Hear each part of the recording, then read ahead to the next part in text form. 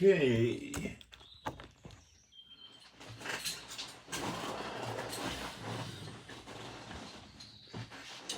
Alright, I'm Moshe, and this is my channel. I live in Israel in the Galilee. I've lived here for quite a number of years. And today is the 16th of November. It's a Thursday. It's 9:30 in the morning, and winter is starting to come. Although it's not yet here, it's definitely on the way. And I've got some stuff on my glasses I need to clean very quickly. And it won't take a minute.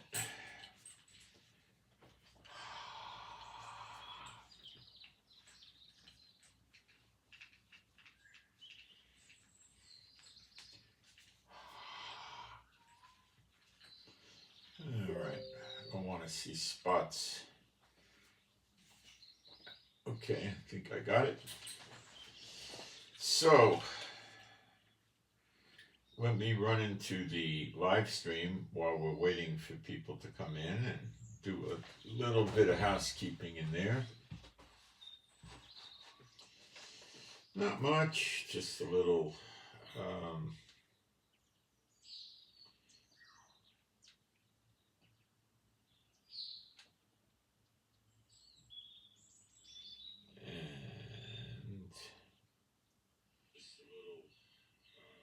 sound and picture we appear to have in a good way.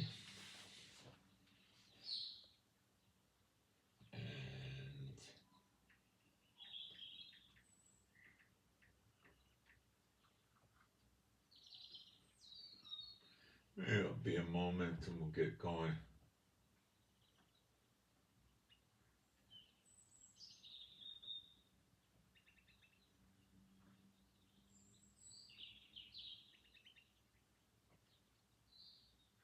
There we go.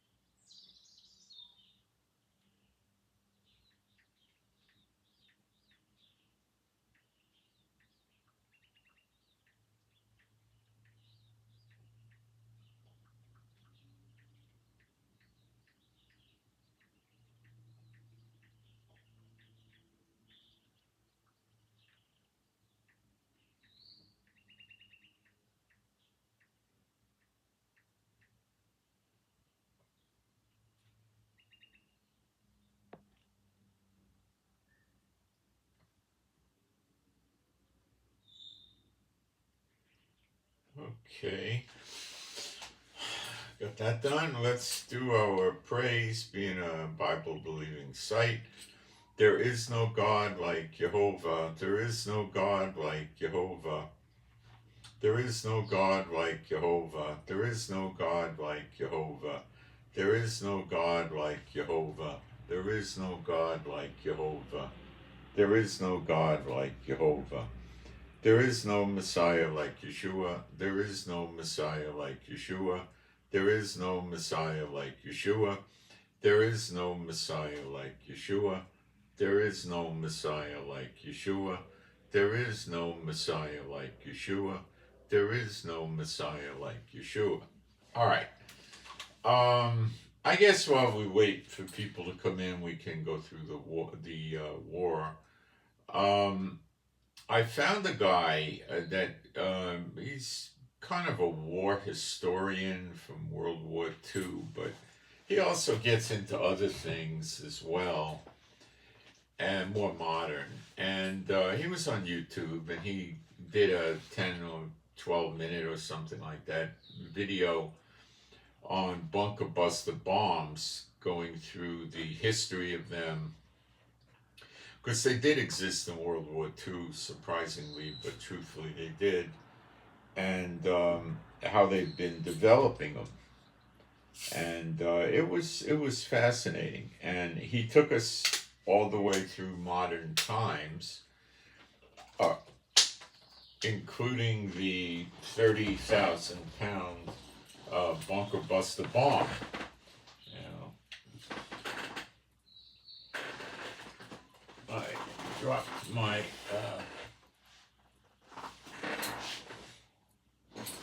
cap here for the bottle. Let me see if I don't see it, I'll just get it later. I don't know where it went.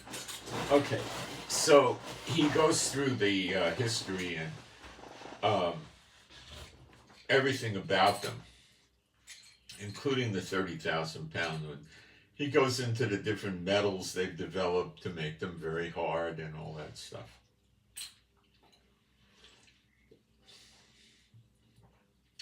And he said the 30,000 pound bomb goes down about 200 feet, which is quite impressive.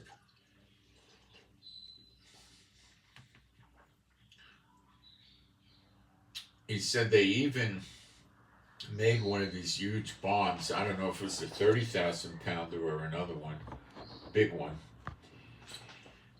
And he said they put 3 rocket engines in the back of it. So they drop it out of the plane at a high altitude. Apparently it goes down. It goes into the earth, and then 3 seconds after it hits impact, the rocket engines fire up, but they don't all go at the same time. And that's to force propel the bomb deeper into the earth.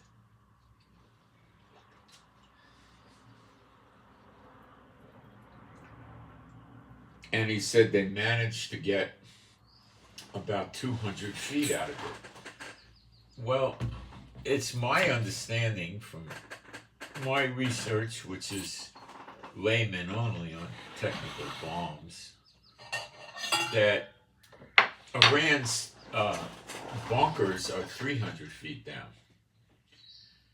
So it appears that they can't get to Iran with their serious bunkers.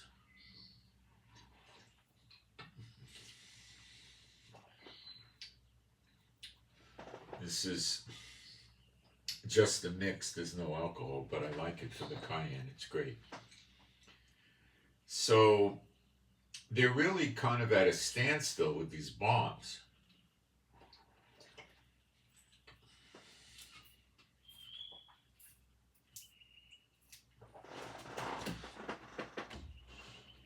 Now the Hamas underground facilities are nowhere near 200 or 300 feet deep. I think the deepest they get is around 100 feet, 90 feet, 100 feet. And that's not all of them. A lot of them are much more shallow. Okay? So they can work on the Hamas tunnels, but he gets into the reinforced concrete that they're using and how thick it is and what kind of concrete. And he comes up with, these things are hit or miss. They might not always work. So his final analysis was the way to deal with the tunnels and the bunkers underground is to attack the entrances, the exit. An entrance is an exit, of course. Attack the entrances of the tunnels and underground facilities and close them. He says that stops them from being able to use the tunnel. Now, what they do is they have a labyrinth or a maze of tunnels that connect to other tunnels so they could escape, and go east or west or north or south or whatever to another tunnel. So it's really just more of a tedious job to sit there and keep attacking these entrances. It's not something that you can't do. It's just tedious. I'm guessing we're probably over 400 entrances by now.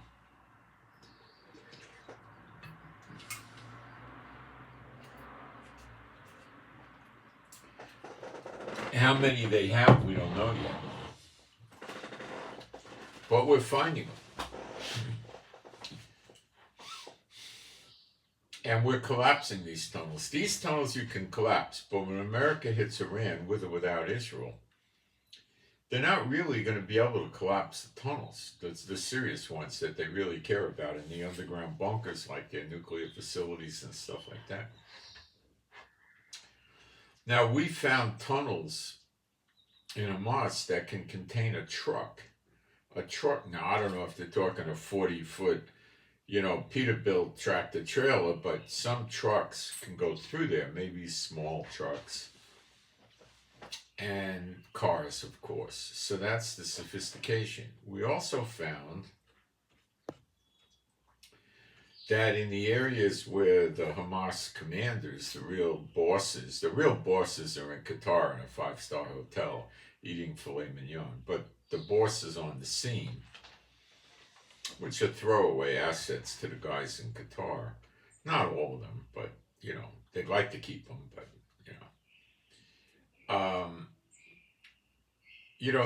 the guys in Qatar are like in World War II, the American, generals.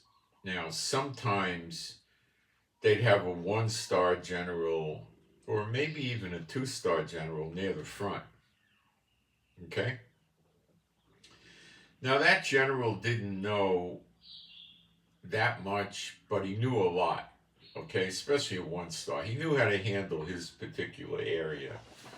And some generals did get killed, and I imagine some got captured, although the amount was very small. But it happened.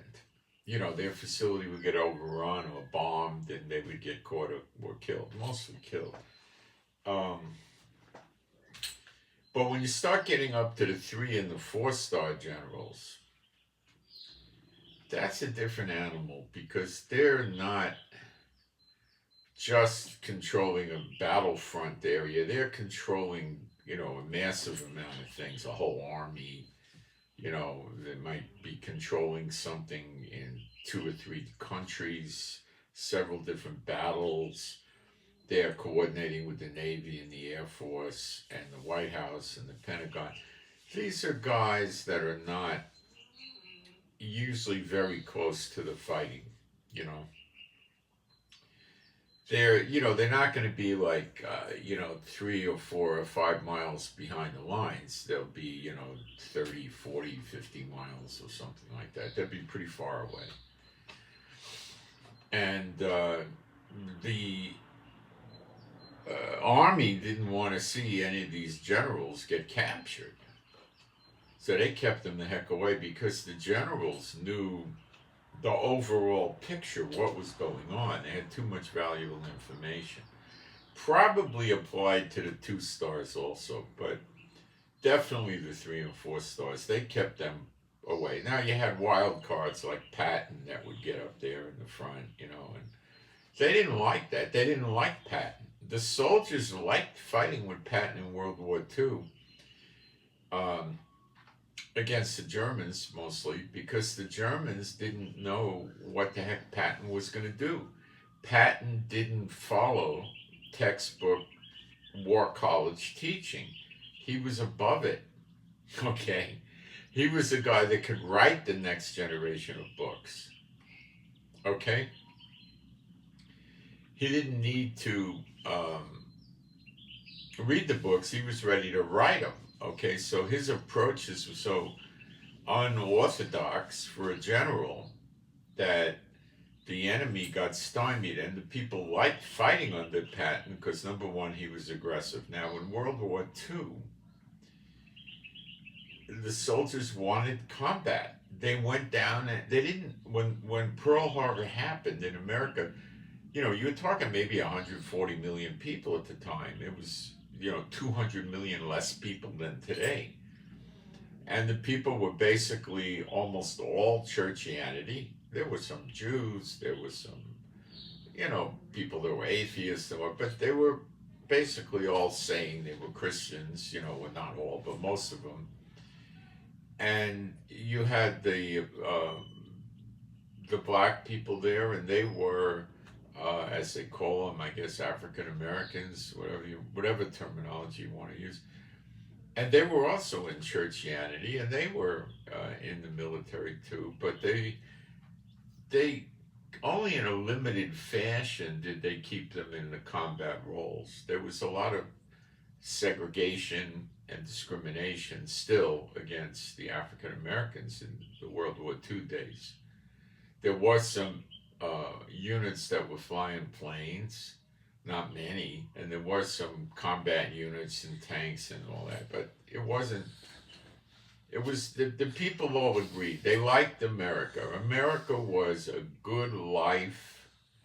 It was easy, okay, except they pulled the Depression on them, which, brought about World War II. I think they needed that to stimulate their economy. Well, that's in a whole other story. Who knows what happened, But they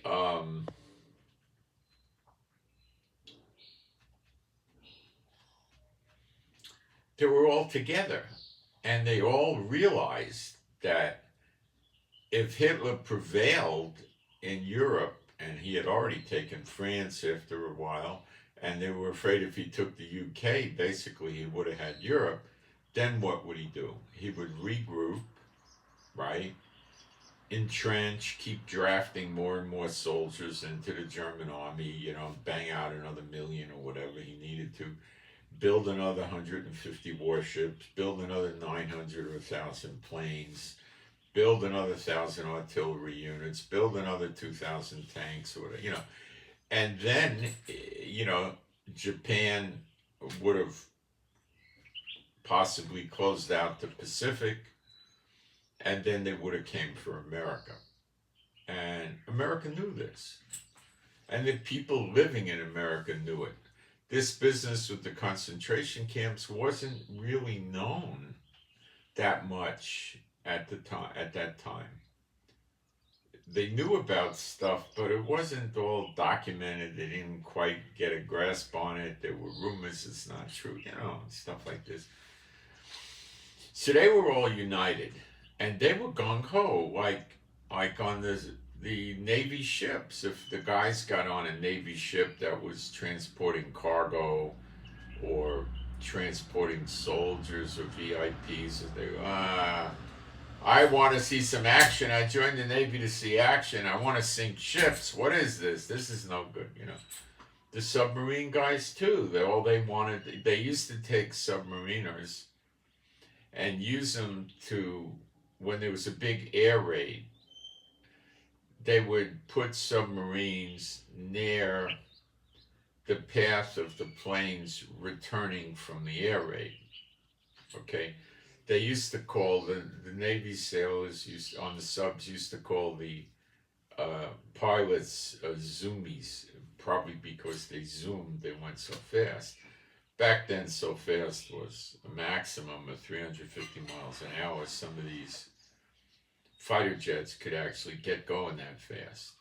At the end of the war, they did have jets, and the jets were not going that fast, not much faster. They were faster, but maybe 50, 100 miles an hour faster. They weren't going at any supersonic or anything. They were going slower than an American airliner today, or any country's airliner, jet airliner. But submarines were, on the surface back then, they were chugging along at 19, 20 knots, Maybe the best speed they'd ever make before the war was over was maybe some subs could get up to 25 miles an hour.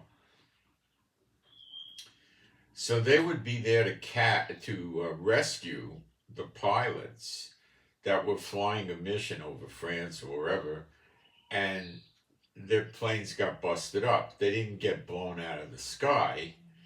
They got busted up, and they would try to make it back where they were going, which usually involved going over water. Maybe they were flying back to England or something. And this went on in Japan, in the Pacific Theater too. They would put subs in the area of the return route, because the planes had to go in a designated route. So if the pilot saw his gas tanks were hit, and he didn't, with bullets, his gas was going, his engines were burning out, he was, he had 4-engine bomber, he was down to 2, then 1, and, So what they would do is they had a survival kit in the plane, which consisted of rafts and water and medicines, simple medicines, and bandages, a reasonably decent first aid kit, not so simple. And they would, depending on the size of the crew, they had a few of these different rafts that had the supplies in there. Now, this wasn't supposed to be they could go and spend a month at sea, although that stuff did happen. It was designed if they had to go, 2 days, 3 days, till they got rescued. So when they saw they were in trouble, they would land the planes in the water, and you had a certain amount of time. You didn't have to parachute. A lot of times they had wounded pilots from shrapnel or bullets from fighter jets spraying bullets into the bombers, and they would buckle up and brace themselves for impact. They land on the water, and then they would rush to get these first aid rafts, which had the supplies in there, and throw them into the water. And then they would go out, usually on the wing or whatever, and slide down into the water, and they made a quick beeline for the raft before the raft got away. So if it was a big crew, they might have 2 or 3 rafts they threw out, and then they would tie them together so they all stayed together. And they were nothing like the survival kits that we had today. They were open. They didn't have a covering, so they could get hit with waves and washed out of the boat. So they probably took provision that tie themselves to the boat with a line so they wouldn't get far from the boat, or who knows what they did. A lot of guys probably never made it. But then the submarine, the guys that were flying back with them, when they announced they got a ditch, they'd circle overhead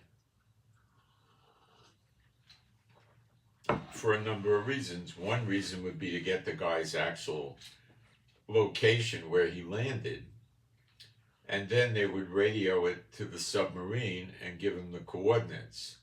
And then sometimes they would keep flying till the submarine was headed right for them or found them. And they also could conceivably protect the downed plane from a boat that was nearby. Let's say there was a destroyer wandering around from the enemy. They could call their other guys. If they had any bullets left, the bombs would be gone, and start strafing the destroyer and try to blow it up or something, So they could also radio the coordinates in of the destroyer to the sub, who could torpedo it. But mostly they just picked these guys up. And they hated that. They wanted to go kill the enemy. Now, you don't have that today. America fights Iran. What is Iran doing to America? Nothing. I mean, it's harassing their bases overseas. There's going to be some spirit, but there's going to be a tremendous amount of anti-war spirit. Why are we getting involved with this? Close the bases, withdraw, Biden's nuts, things like this. So there's going to be a lot of resentment. Now the protesters are starting to get violent in American cities. Okay, pushing through gates, breaking things, fighting with people. They're getting more and more violent. See, now that is not the threat of the sleeper agents. They're not going to send sleeper agents to the protests where they could get facial recognition on them, possibly get picked up for failing to comply with police orders or disturbing the peace or rioting. They don't want them there. They don't go near there. They're miles away from there. If there's a riot in a city and they have to go to work or something like that, they're going to keep pretty far away. They're not going to go anywhere near there. They're going to be blended into the woodwork. Their job is not to be protesters that go violent. The job of them is to cause major damage. The job of the protesting people is to recruit people that are sympathetic to the cause of Palestine and Hamas and motivate them, psych them up, brainwash them, rally them, and give them directions of let's keep it peaceful now. You know, let's not go too far. And then that can evolve, which we've seen with other fanatical groups in America, where they start riots in urban areas and they loot. Okay, now that is a major incentive for the protesters. Hey, come on, we'll go looting. The police will stand down. They don't want a confrontation. Let's get some new clothes, get some steaks, liquor, jewelry, whatever we can get, right?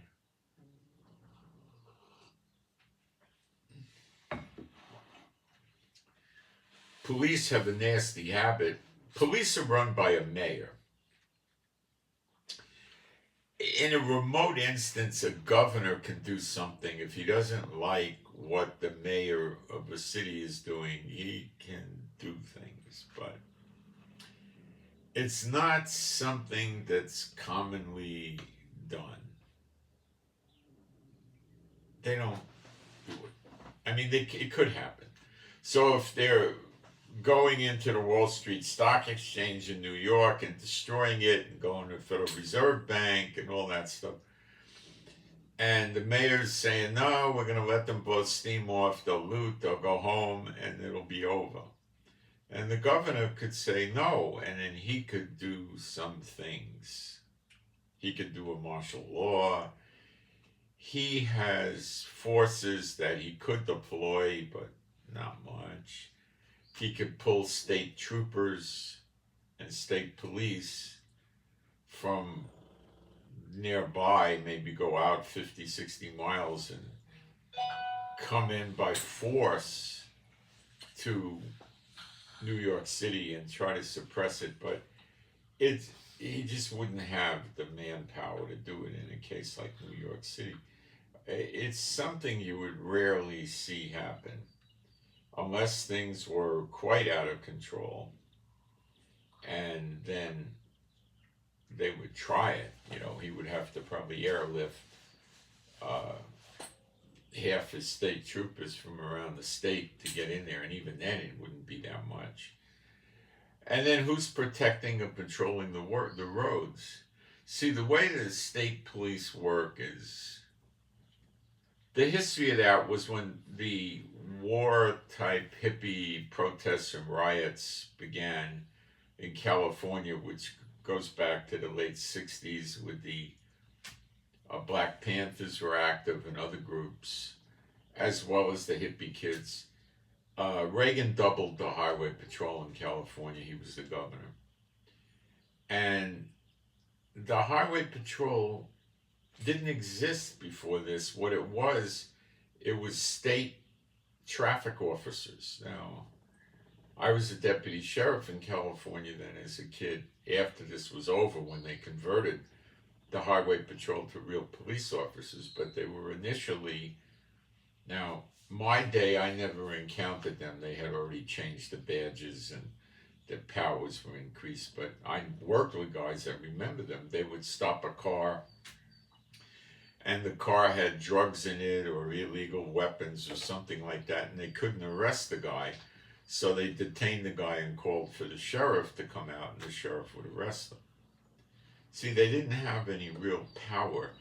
They could arrest you for probably a hit and run, a stolen car, crazy drunk driving, shooting out of a vehicle possibly. Things that pertain to the traffic code only. Okay? They were ticket givers, and their job was, and they weren't Gestapos, They would pull people over, and you were going too fast, you crossed over the divider or this or that, I'm going to have to write you up and give you a citation. And, that was it. People didn't, the dangerous people didn't resist them too much, because it would be fairly unusual for them to really make an arrest outside of the traffic violation. So then Reagan made them into real policemen, and they called them California Highway Patrol. And I'm trying to remember what their badges said. I think it said patrolman or something. I don't know. It's been so long. They had I think a 7-point star, a big badge. It's a nice badge as far as badges go. They had a pretty good badge. My department had so-so badge. They had a 5-star badge with little round balls on the end, and had a picture of the California bear in the center. It worked as far as badges go, and you had an ID card with your picture on it, and you bought a badge case, which was thick leather, and it opened up, and you would take the pin. You know, your shirt has a thing, your uniform shirt has a thing here, like a strip of cloth sewed in that has 2 holes that are protected with threads or plastic, depending on what you had.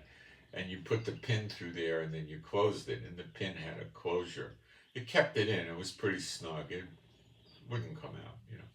And then when you wanted to take your badge off duty, which a lot of guys didn't bother, as long as you had your ID card, nobody was going to give you a ticket or ask you why you were packing a gun or anything. But a lot of guys liked carrying the badge, you know, so they would buy the badge wallet, which was probably over a 1/4 of an inch, or at least a 1/4 of an inch of thick leather in layers. And it had the pattern of the badge carved out in the leather, and the badges were curved. They didn't issue wallet badges then. They were always the real badge, the curved one. A wallet badge is a flat badge that goes in the wallet, and then the badge case could be a lot thinner. So you had to account for that. And then it had a piece of soft cloth. What the heck was it? A velvet type thing. I don't know what it was made of. It was the wallet badge, the cases were generally black. They had designs on the outside, lines, you know, interweaving, whatever, you know, made it look better, you know. And you put this piece of felt, I guess, over the badge, so it wouldn't, the other part of the badge it was leather, and it had a plastic window when you put your ID card in there. So the badge, they didn't want the badge hitting the plastic, because the plastic would rub the enamel off the badge, and then the department would have to send the badge in to get repaired, and that's expensive. And it would wear the plastic, so they had this thing, and you know, so you could show people your credentials, you know. But it was awkward because you couldn't show them the badge and the ID card at the same time, because it had that felt thing in there, you know. So a lot of guys just didn't bother with it. They'd go off duty, and they'd take their shirt and they'd hang it up in the locker. Most of us would wear the shirt. You know, you're only running it for 8 hours, or if you get overtime, maybe 10. So we'd wear the shirt probably 3 times or 2 times before we sent it out to get cleaned, you know. So you had a bunch of shirts, you know. So you always kept a spare pair of pants and a spare shirt around there, or I used to just keep it in the car sometimes, you know. In case you get into, you know, something, there's some idiot could throw food at you, or, you know, so you don't want to walk around with food on you, so, you know. So anyway, they made the highway patrolmen policemen, and the reason Reagan did that was to control riots. And then they had to write a ticket 4 times an hour to pay for this. They had to pay for it. Back then, we were using full-size cars. They were using, well, they varied, but they were using, I think, Mercuries for some reason, with big engines. They had like over 400 cubic inch engines, I think.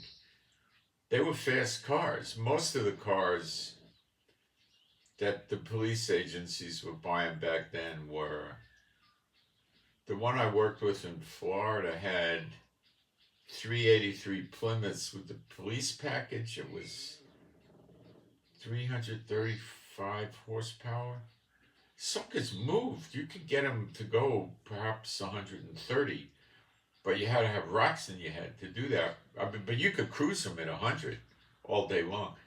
But the tires were no stinking good for those kind of speeds back then. You know, your tires were good for 80, 90 miles an hour, probably no more than 80. So when you went over 80, you were, on thin ice. And the car had anti-sway bars in the tank to help the suspension and tough shocks. And, for, a short burst of speed, some guy's going 90, you want to get up on him, and you go 100, 110.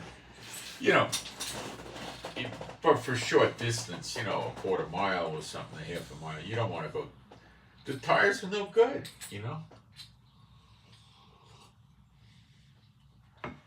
Today, some of the agencies got really good tires that are rated to go 130. But they teach you that's one of the best ways to get killed in law enforcement, is going fast and also putting the sirens and the lights on, because there's always some knucklehead that's running around in a big Lincoln or a big SUV, or, well, they didn't have SUVs back then, some big heavy vehicle with his 16 speakers in the car, blasting some rap music or something, right? And smoking whatever he's smoking, crack, pot, whatever, and doesn't have a clue, doesn't hear the siren. You're going to go through a red light and go boom, you're going to get hit. So, you got to start asking yourself why you want to go that fast and endanger your life and the life of innocent people. And that is a good question, and not many people pay attention to them. Most of them are young, and they're gung-ho, and they get in, and they just want to get this guy. They start taking the stuff personally, Experienced cop, I've watched the way these detectives do interrogations, the good ones, they get a guy, and he's in a fight or something, and shoots a guy, the body's laying there, he gets picked up 200, 300 yards away by a patrol unit or something like that.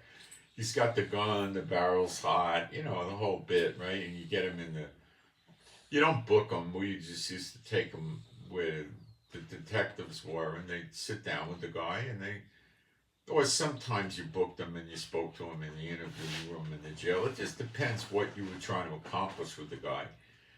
Was there 3 of them that did the shooting or the stabbing, and you only got one, and you want to know the others, and you want to move fast? Well, then you're not going to book them.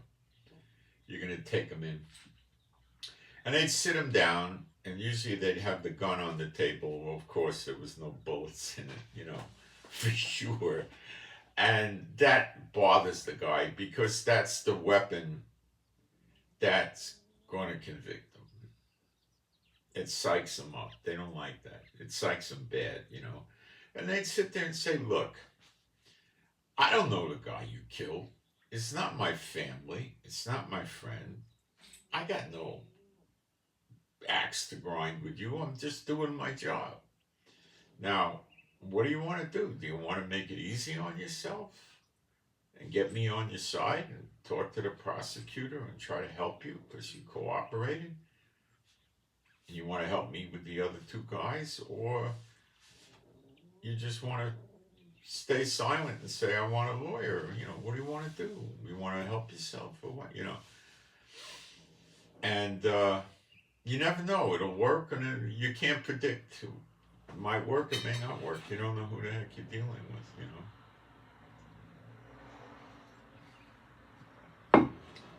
Most of the time, the criminals that you encounter are really stupid.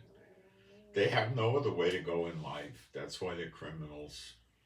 They're not smart, they're not educated, they don't have skills, and they got demented moral structure.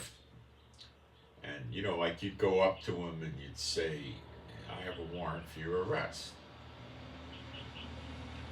Now, you don't just go up to him. It's more like this. Well, back then, we used to point you. We didn't do this. This is Weaver. We did this. So you go up to the guy and you say, hey, I got a warrant for your arrest, you know. The guy said, where's the warrant? I say, here. The guy say, could I read it? And by now, he's handcuffed behind his back. So you'd hold it and he'd read it and he'd say, no, man, that ain't me. That says John Doe. I ain't no John Doe. Well, that's a John Doe warrant. And Florida had those, and they didn't understand. You know, that's what you're dealing with, you know. It'd be rare, so rare, that you would ever, as a cop, encounter sophisticated criminals. It'd be completely... The only time you'd really find yourself inside the house of some nice people where they got a nice job, a nice family, you know, they're not druggies, they're not alcoholics, they're not crazy, they're not in some gangs or militias, you know, is if they were a victim. Like they were out in the street and they got assaulted or something like that, and you had to get a statement and go to the house, or the house got burgled. Or it seems like the only time you almost never in these houses, you know, of nice people. You just almost never go. How many times do you have cops in your house? You know, it's pretty rare. Occasionally you get crazies that are wealthy and have, you know, family disturbances, but you generally don't get a call on that. Why? They got a nice 3,500 square foot home on a full acre or more. And the neighbors are far away. They're not 8 feet away. They're like, you know, 60, 100 feet away. They're not going to hear it. You don't get this, you know, you don't. I don't ever remember going on a boat on a call. Never saw it. So anyway, the bunker buster bomb thing, the bottom line is, the only way to get these tunnels today with any reliability is to do exactly what Israel is doing. They're blowing the entrances up with these foam bombs. You know, they're destroying the entrance, which is also the exit. And other ways they're using demolition. We're also taking robots. We have lots of robots. We started using them probably 35, 40 years ago. The Palestinians used to leave suspicious packages in crowded places. And we were all on alert for that. Okay? It would look like a suitcase, a backpack, a bag, whatever, you know.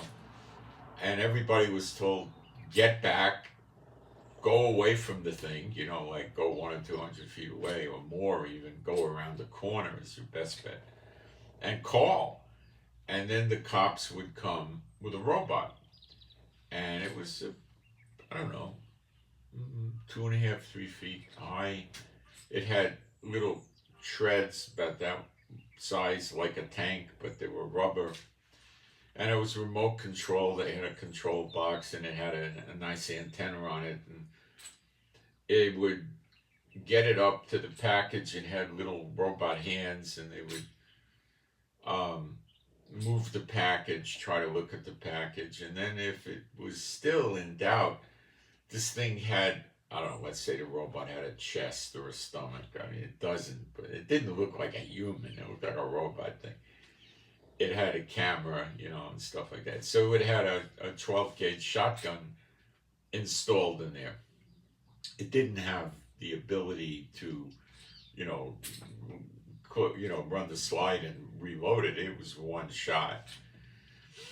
So it would go up to the package. The shotgun would be pretty close to it. I don't know, maybe they'd take it back 8 or 10 or 12 feet or 15 feet or something so the robot might survive, right? And it would shoot the shotgun at the 12 gauge at the package. And if there was explosives, you had a good chance of getting it to blow up while all the people were away from there, you know. So we've been using robots for decades. So these robots, I'm sure, are way the heck more advanced. And they're putting them in the tunnel and they're carrying explosives with the robot. So the robot's got explosives, right? I mean, it can't throw a hand grenade, but it's got explosives. So they're running the robots through the tunnels and they see something in the tunnel that's maybe where 2 or 3 tunnels converge or something strategic, and the robot places the explosive right where they want it to be and then scoots out of there, and at a safe distance they detonate. When they get, I guess they recover the robot first and then they detonate. So the robot isn't a problem, in terms of sappers or snipers or ambushes down there that are going to shoot the robot. I mean, you could probably damage the robot, and that's another approach. So they're not worried that much about looking for booby traps with the robot. Although the robot has cameras and they're probably very carefully observing because they don't want to lose the robot. So we're doing that. And we also started flooding the tunnels with water, not gasoline. We talked about gasoline, but they're using water.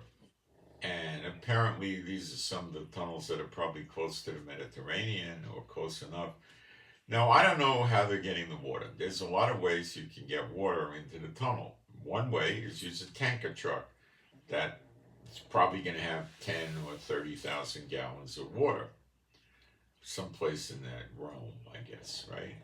And it has a hose. It probably has a 3 or 4 inch hose, and you get to the tunnel, you lower the hose in, right? You turn the water on. There's, I guess, just a gravity feed, or they might have a pressure system in the tank, and the water goes in the tunnel, and 10 or 20 or 30 gallons of water is a lot of water. Now, as far as I can tell, they're probably not trying to put 5 or 6 feet of water in the tunnel. I don't know, maybe they are. I don't think so. They're probably trying to get a couple of feet in there. What will that do? Well, it's got an excellent chance of frying the electricity in the tunnel, right? It's got an excellent chance of ruining any telephone lines running through the tunnel, although the explosions would rip the phone lines and they would stop working, so that's probably not a primary concern. And it makes the tunnel not 100% unusable, but pretty unusable. They can't, it's hard moving things through that. Now, if they put 4 feet of water in, well, now you got to swim in the tunnel, and how many of these guys really know how to swim? Probably, no more than a quarter of them or something like that, How many of them play tennis? None. How many play basketball?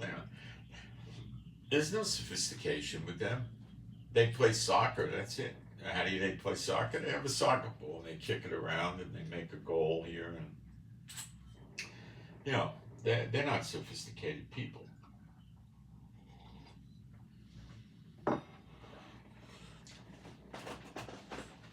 These combatants probably barely read and write, if they even read and write. Or they might do it at a level of, being able to read a menu at McDonald's. You know why McDonald's and those places put pictures of the food up there? So they know what they want. They probably can't read the description, 1/4 pound of beef with onions, tomatoes, garlic, lettuce, they could see Big Mac, they know what that is. And, they're probably embarrassed to go in, hey, I want that picture 3rd down from the top on the right, give me that. Maybe they do that. I don't know. I doubt it. Most people could identify that. Well, they learn. They just say, I want a 1/4 pounder with cheese, I want a large fries, and a big 7-Up, and that works, right? So we're doing that. We're blowing the entrance and exits, and the other thing that's critical, which is what we're doing, is to destroy any antennas they have up at the surface. That would mean that the commanders down in the bunker can't be in contact with the troops running around Gaza fighting here and there and tell them what to do. Like they can't say, join the unit here in Maple and 3rd. There's 18 guys there, hook up with them, and your combined forces should repel the Israelis or something. They lose the ability to do that. Cell phones aren't working 90 feet under the ground, okay? Forget, you know that. They probably wouldn't work 3 feet under the ground. You know how much trouble you have in your house. You move from one room to another and you could lose your signal, so you can only imagine deep underground how horribly hard that is. But they're probably using radios, or they might be able to rig a cell phone where the antenna, where they connect a cable or electrical wire, and it goes all the way up to the surface where there's another antenna, and it projects that way. They could probably rig something like that up. So the idea is to make sure they don't have any antennas. So they find the antennas in different places on rooftops, and they're taking the antennas down. And this is really a great strategy, because as you start plugging the entrances, the exits, the same thing, they lose the functionality drastically. We're probably up at 400 or 500 closed entrances now. So it's getting close to the end. So they're really impeded in their freedom of movement to come out and attack us. Okay. And then you get rid of the antennas whenever you find them, and now their signals are not being carried out all through Gaza correctly as a possibility. Although some of these radios have, they get a signal pretty easily.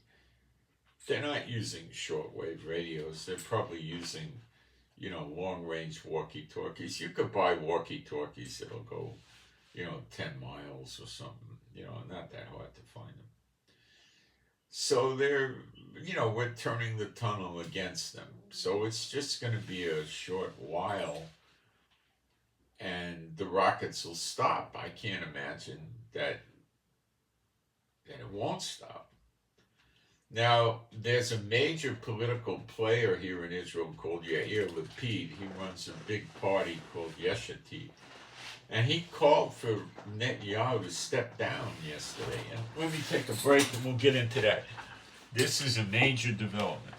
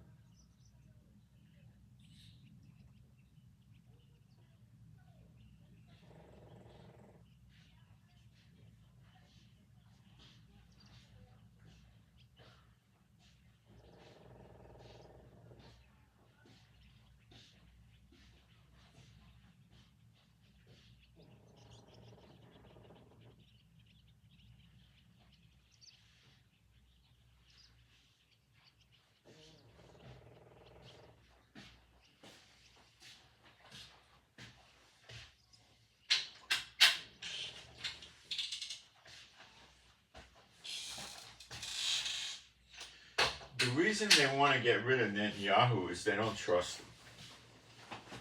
Okay? There's tons of people in Israel that want an investigation as to why our guard was down. And basically the border was pretty well opened, you could say, on October 7th. Not opened in the sense of the, physically there was no gate or anything. It's not that, but what happened shouldn't have happened, but it did. So they want an investigation, and how do you have an investigation against the government if the government's running the investigation? Well, you got to have an investigation with the court, the Supreme Court, and I don't know if the court really is willing to do this,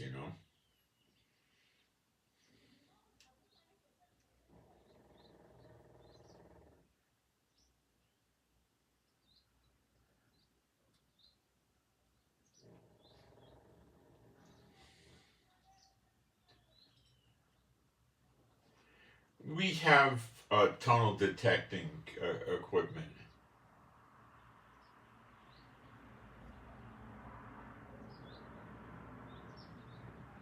Yeah, what if Netanyahu wanted to get revenge for the protesters? Well, let's look at it in a more simplistic way. What if Netanyahu wants to drag the war out? That's what the accusations are. Because he doesn't want to face his criminal trial. So he's fighting basically to stay out of dying in jail. He's facing 16 years.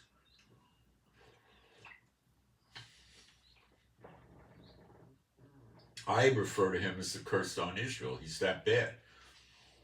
He's anti-Aliyah, although he says he's not, he is. Housing prices are so bad, people have been leaving Israel because they can't afford to buy a house. So he's not just stopping Aliyah with the high housing prices and the cost of living. He's getting the people to even leave.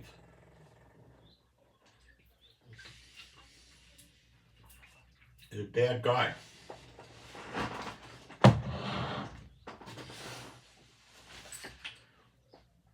The guy that's the current economics minister, Smotrich, wouldn't be able to tell you the difference between Keynesian economics and communism. I mean, the guy has got no skill for economy whatsoever. I see nothing coming out of this guy.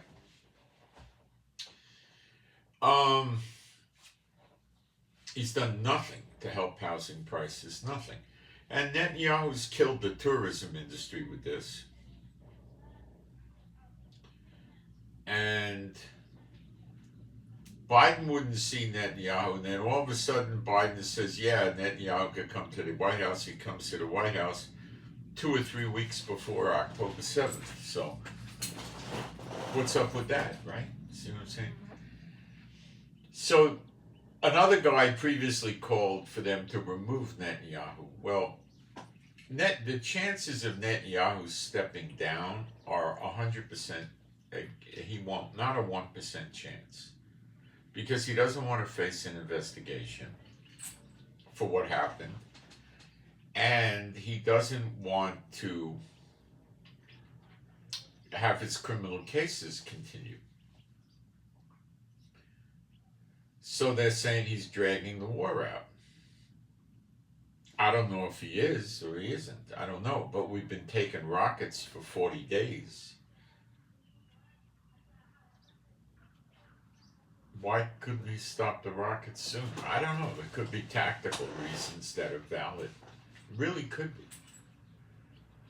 But it's still going on today still. What's up with that? Now along comes Biden, who Netanyahu ran up to visit, and Biden's saying the only way, this was yesterday, the only way you're going to get peace is to create a two-state solution. Now, I declare Biden completely at this point an enemy of Jehovah and an enemy of Israel. While he's giving Israel military equipment, you got to remember what Biden's game is here is not let's make Israel great again. It's let's shrink Israel, reverse prophecy. But we're not going to attack Israel because there's prophetic scriptures.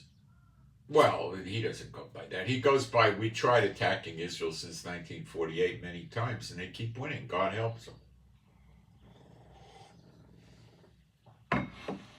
So what we got to do is we got to get Israel to give the land back. And they did that with Jimmy Carter and Yasser Arafat. No, not Yasser Arafat.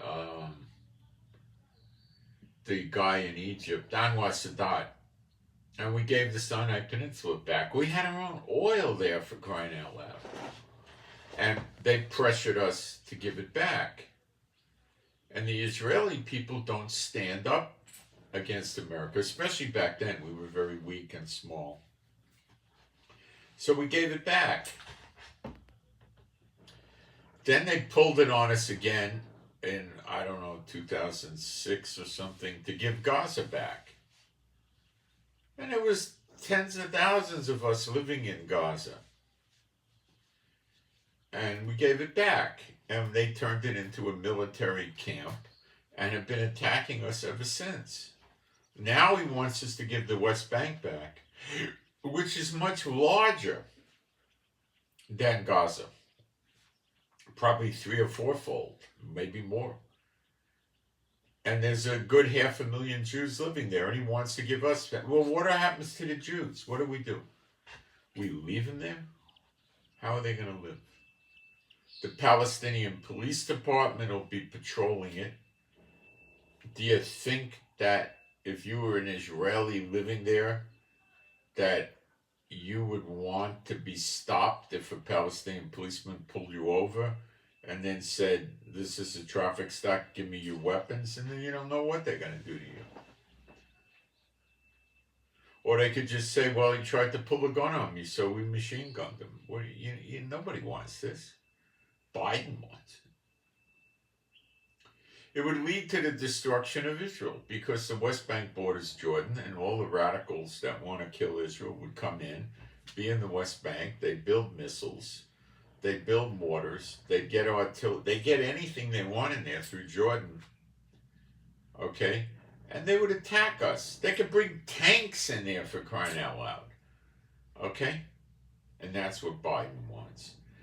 But they won't force it by causing a war. They'll try to get Israel to agree to it. Okay? Trump wanted the same thing. Trump said, well, I don't care if you got a 2-state solution or 1-state solution, as long as everybody wants it, it's fine with me. Yeah, the same thing. It's reversing Bible prophecy. Take the land away from Israel, but we can't force it away, so we got to give Israel the pressure and scare them, and then they will fear man more than Jehovah and give it away. But the days of Hosea 6:1 and 2 are over. The 2,000 years of punishment. Now we're in the year of recompenses. We're in the 4th month of it. And that's to pay back to the nations, and then it will evolve into the year of recompenses. Possibly the latter 6 months of it, maybe. I don't know. I'm just guessing. So they don't understand that.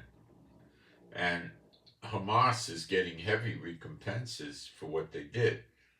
Now, they're going to keep shooting the rockets, and when they can't shoot the rockets anymore, they'll probably try ambushing the soldiers for a few days, and then they're going to figure they got to throw in the towel. And that's what the saving the hostages for.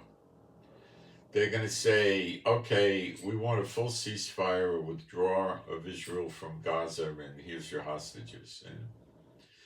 And Biden is saying that Israel cannot stay in Gaza. That is Bible prophecy prevention. Understand, they don't call it the daughter of Babylon for nothing, America. He's trying to stop prophecy that getting the land back, all of it, Euphrates to the Nile, which is about 100 times bigger, is a covenant that Jehovah made. So they want, with Israel, so they want it with to Abraham and his seed. And then Peter says, not seeds of many, but seed of one, which is Yeshua. So it's only going to apply to those that are non-Israeli or Israeli that are in Yeshua. But he wants this stopped. Okay? He doesn't want Israel even temporarily occupying Gaza. Now, Netanyahu has to make the people of Israel feel good about him. So he runs around saying, you know, we're not going to stop till we stop Hamas and this and that. Well, look, let's use our heads. Is Netanyahu going to be responsible for killing 45,000 Hamas soldiers? You think he'll do that? I don't. So they're going to remain in Gaza. Where are you going to put them? Nobody wants them. So what way they will do is they'll go in there and demilitarize Hamas. They'll take the uniforms, the computers, the guns, the weapons, the missile factories, storehouses, whatever they can get. Now we started going into South Gaza because a lot of these Hamas guys escaped with their tunnels into the southern area of Gaza. So we put leaflets out telling the people on the east side of Gaza in the south to evacuate and go in towards the west. So we're obviously going to start fighting down there now, which means the fighting up in the north area is just, it's technically, you know, decided, you know, I mean, you could see Israel's winning. And it's just a matter of, you know, days, a week or two or something even, I don't know, not long.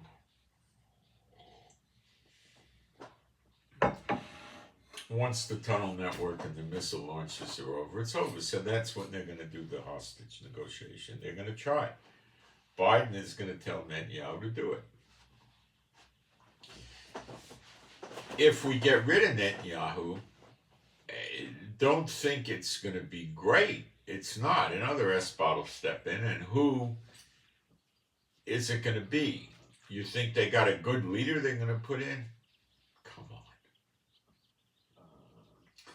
Will the next one be as bad as Netanyahu? No. There's nobody as bad as him floating around in the government. Nope. No, he's the worst. So,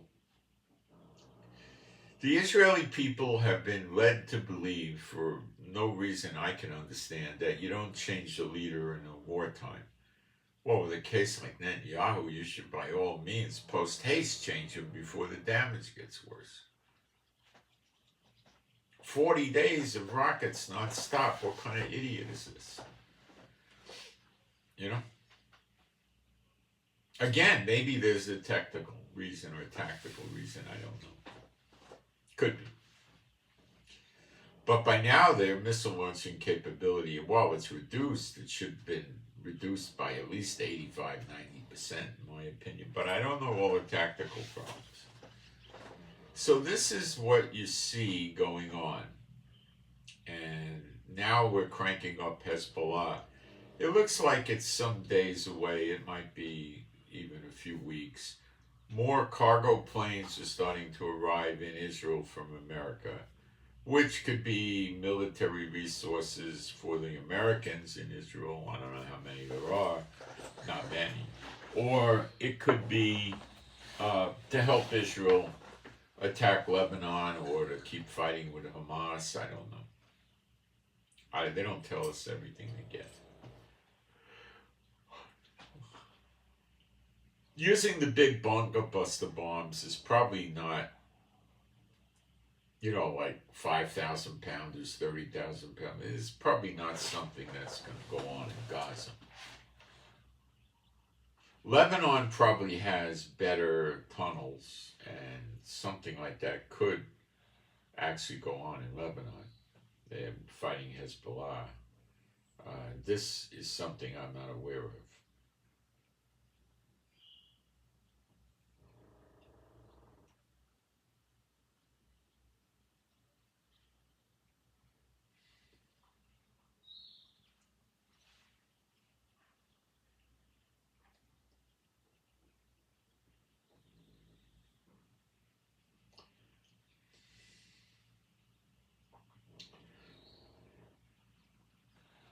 All right.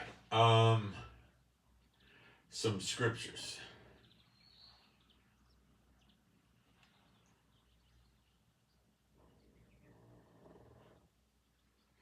Amos 9.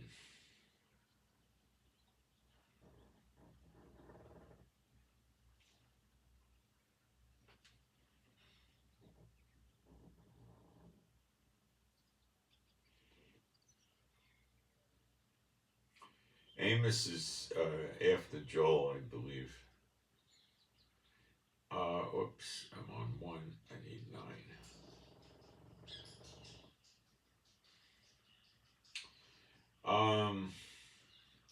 Let's go to verse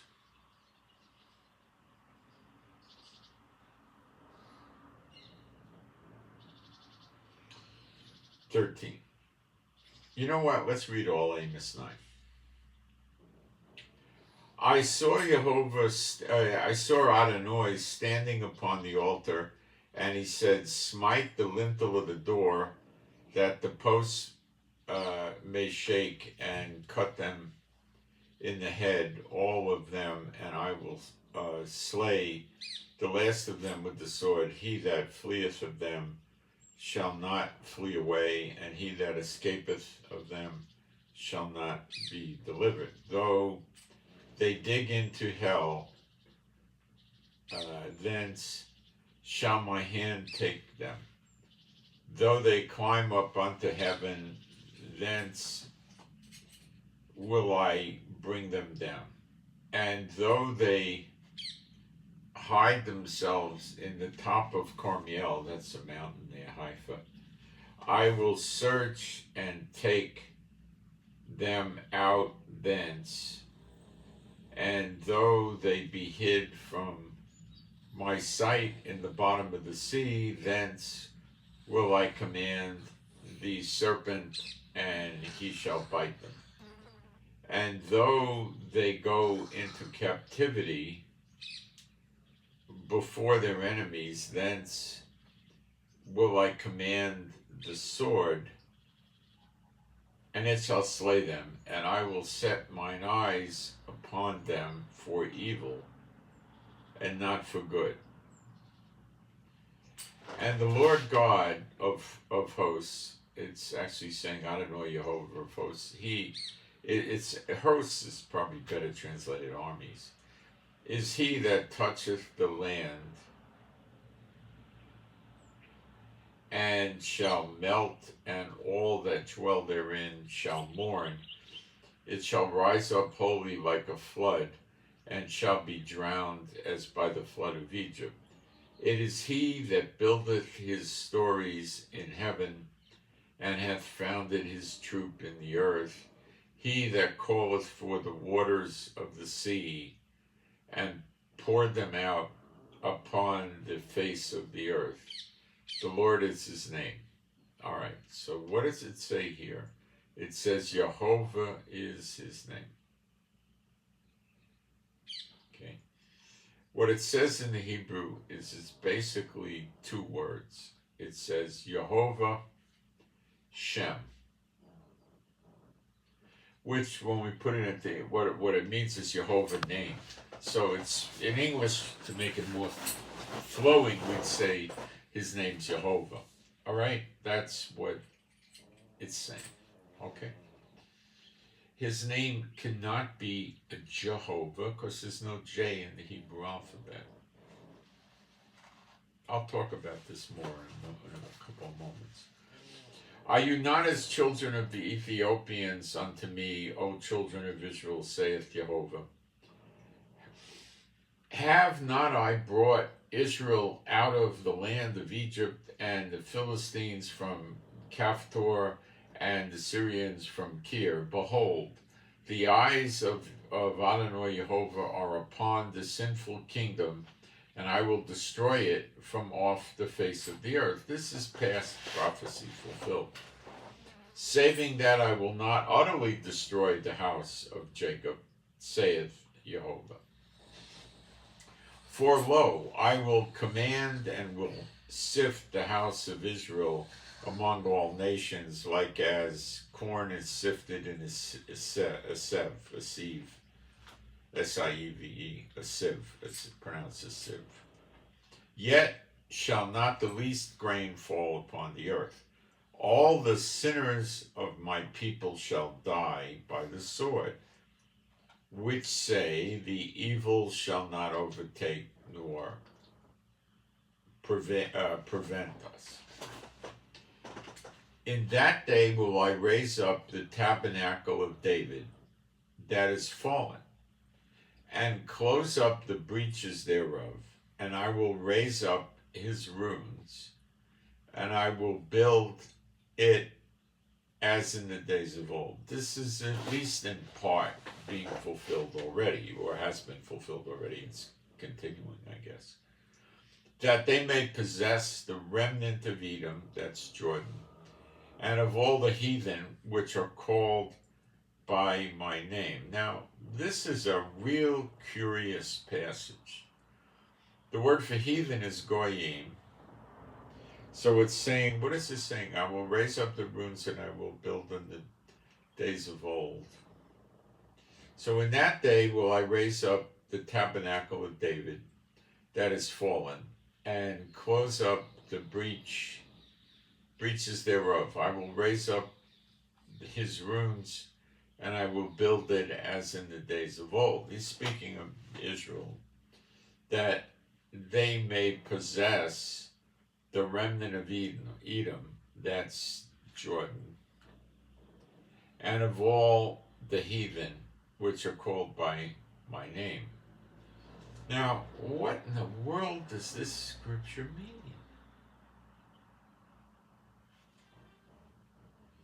Possess all the goyim, or heathen, which are called by my name. All right, the word for name is correct. It's Hebrew 83, wait a minute,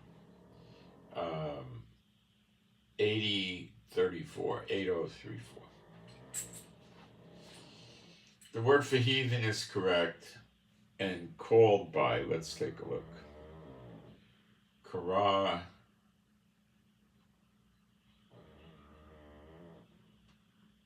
that's Chief snoring.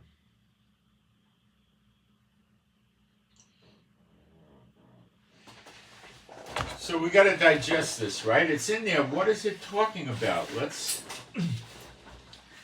I'm going to take a fast break and we're going to figure out what this means. Who are the heathen called by his name? Remember, we're going to talk about the name today.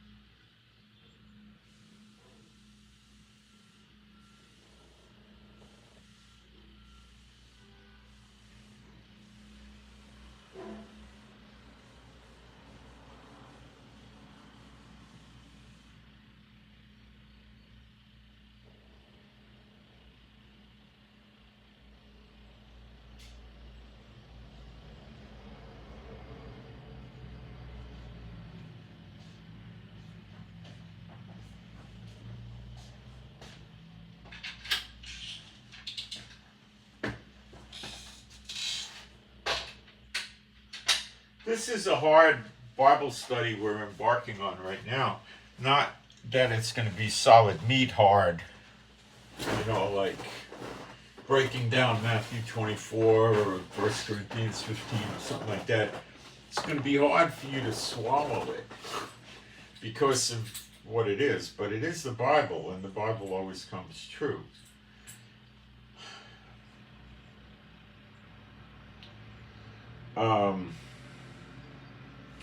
That they may possess the remnant of Eden and of all the heathen which are called by my name, saith Jehovah, that doeth this. Now, some of you are going to have a really good time with this, okay? But let me finish it because it's just 3 more verses. Behold, the days come, saith Jehovah, that the plowman shall overtake the reaper, and the treader of grapes him that soweth seed.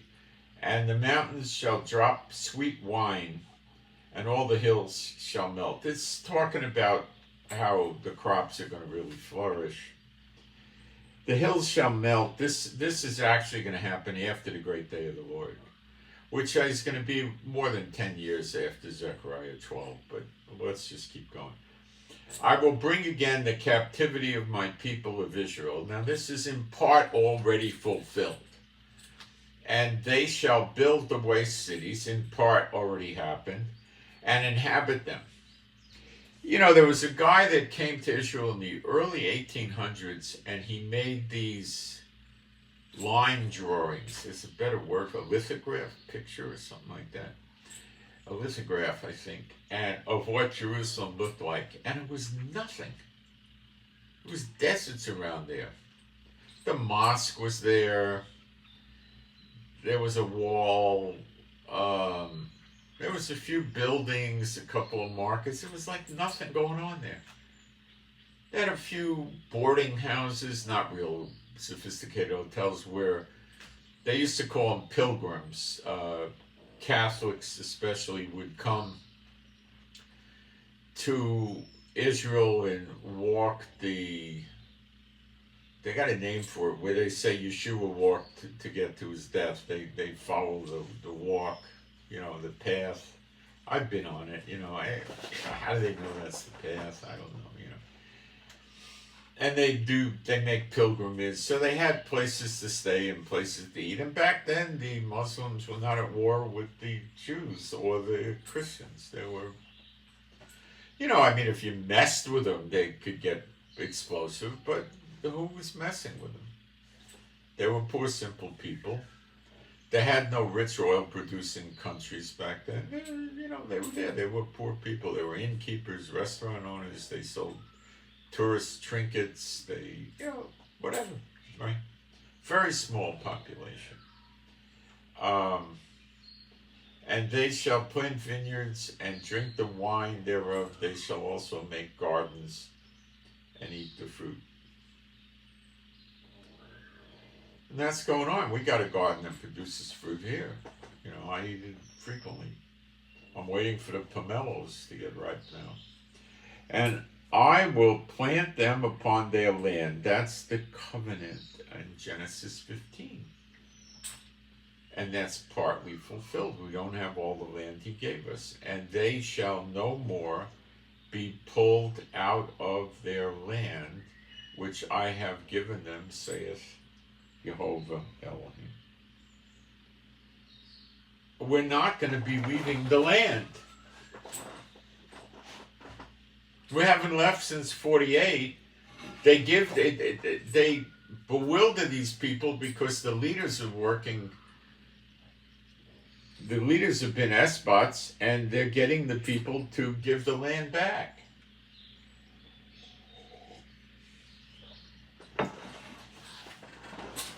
Satan is smart. What did the word say here? It says pulled up. Let's check that word. It's Strong's 54:28. Pull up, expel, pluck up. To be plucked up. Strong's deals with the word destroy, pluck out, pluck up, by the roots, pull up roots, okay. That has never happened. They've tried since 1948 many times by invading us. We just get more land. Then the Americans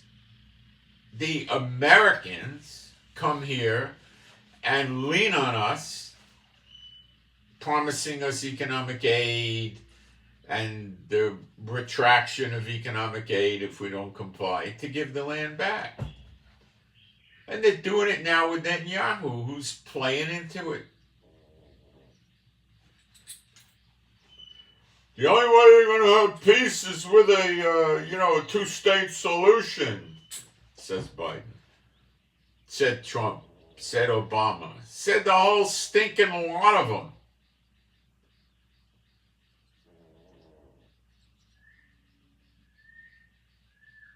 Okay? They know if they try to uproot us out or pluck us out or pull us up, it won't work.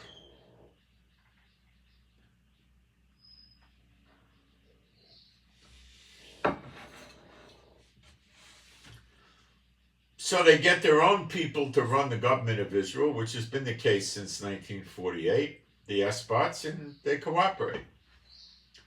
And they sell it to the people, and the people have their eyes closed and their ears stopped up, and they buy it.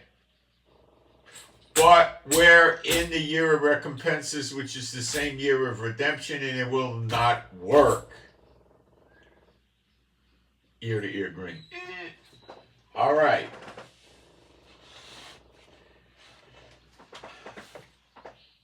Now,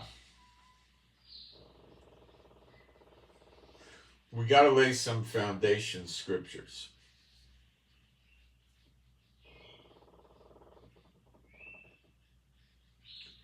Acts 4, verse 10 to 12.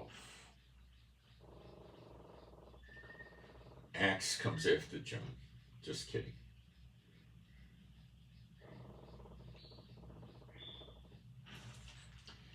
Be it known unto you all, and to all the people of Israel, that by the name of Jesus Christ of Nazareth, whom ye crucified, whom God raised from the dead, even by him doth this man stand here before you whole. This is the stone which was set at naught of you, builders, which is become the head and the cornerstone. Neither is there salvation in any other, for there is none other name under heaven given among men whereby we must be saved.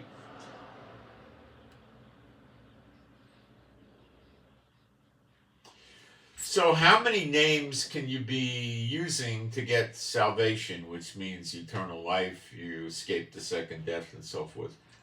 One. Is it Jesus Christ? No. It's Yeshua HaMashiach. You're reading a translation that was done thousands of years, well, not quite 2,000 years, many years after it was written. The New Testament was never written in Greek. Why would such a thing happen? It was written in Hebrew. The Catholics, I'm sure, covered this up, and they originally had the New Testament in Latin. Why the heck would it be in Latin? So they took it from the Hebrew. Some of their people had some superficial knowledge of Hebrew, apparently, or some knowledge, and they translated it into Latin.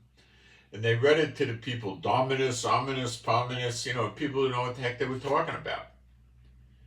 They walk around singing the incense, Sanctus, Sanctus, Sanctus, Santa Maria, Santa Shmegegi, Santa Filippo, Santa this, Santa that, means saint, right? Okay. So they took it from the Latin into the Greek.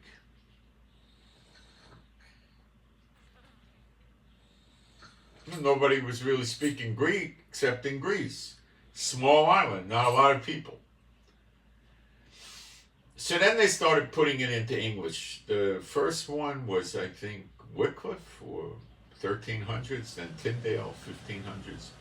I've read these things. Okay.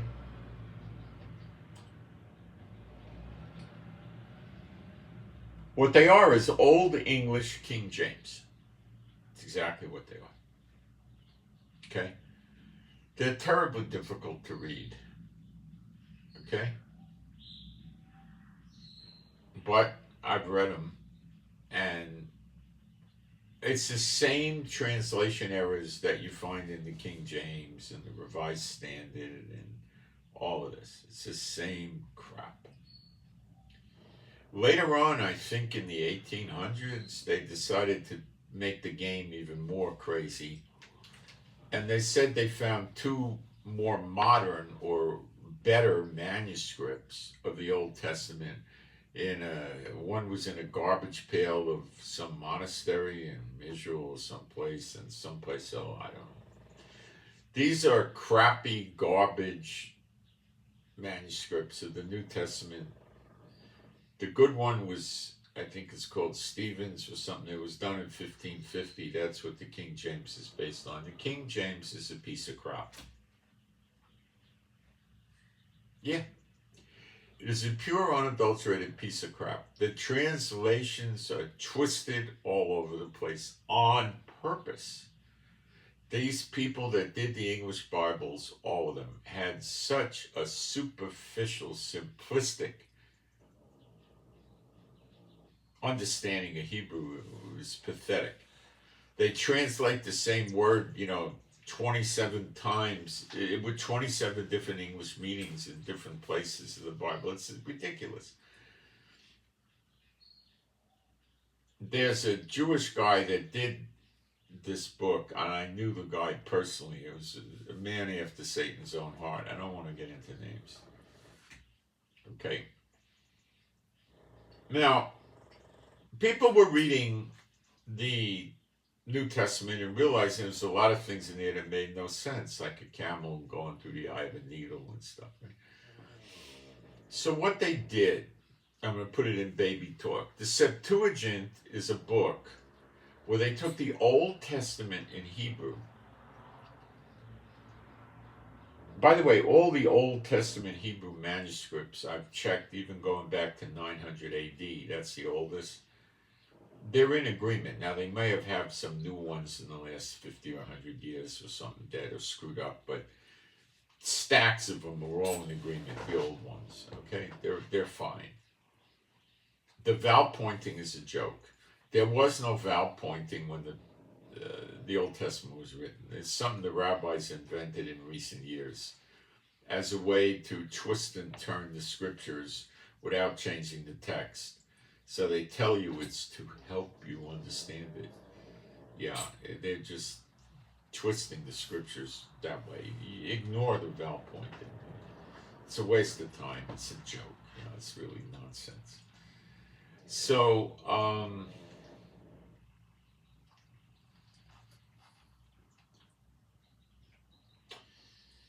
they took some years before Yeshua, perhaps 140 years, quite a piece of time before Yeshua came to earth back then.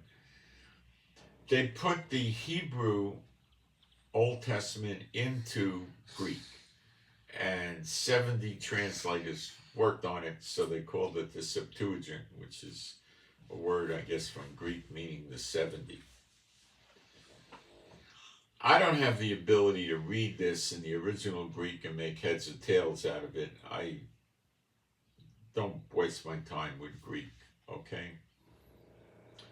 So how good or bad it is, I don't know. I understand there's a version of this by... No, that's something different. the English translations of the Greek Septuagint are pure crap, just like the King James and all the other English translations. They're no good. 1611 King James is as bad as the modern King James. The New King James even worse. Okay, I use it because it comes key to the Strong's numbers, and I can look up the meanings of the words. But it's a lousy translation. We need a new. When we have our redemption, we'll have new translation. I'm sure.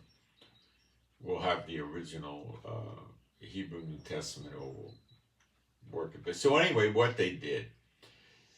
They took the English New Testament and they went back to the Greek, so they didn't bother with the English. They took the Greek word that appears in the New Testament and they looked it up in the Septuagint. Where does this Greek word appear in the Septuagint? Then they looked in the Hebrew Old Testament to see what Hebrew word this Greek word was replacing. Then they took this Hebrew word and reconstructed the New Testament with the Hebrew. And they probably got pretty good work done. The best one, probably the only one to look at, is written by a guy named Salkinson. They spell it in English Salkinson. Unfortunately, nobody put it with the Strong's numbers. So you've got to be able to at least understand the Hebrew alphabet before you get anywhere with it, you know.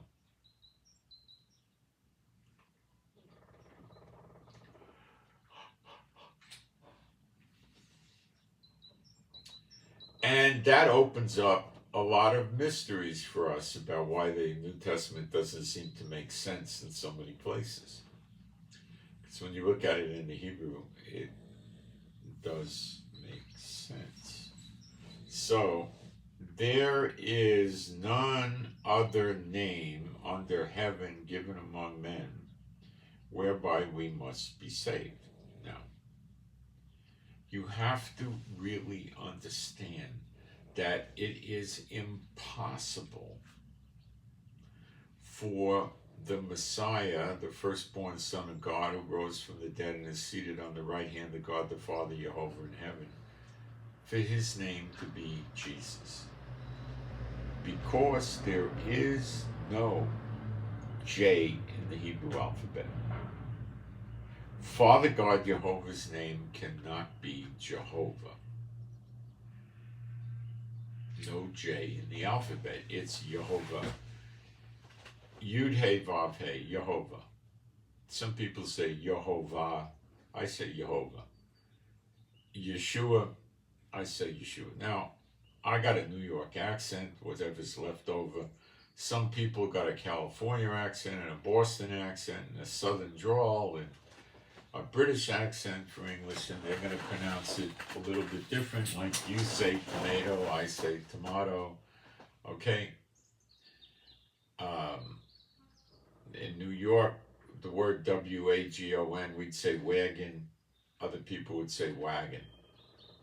Tomato, tomato, okay? It's the same thing, okay?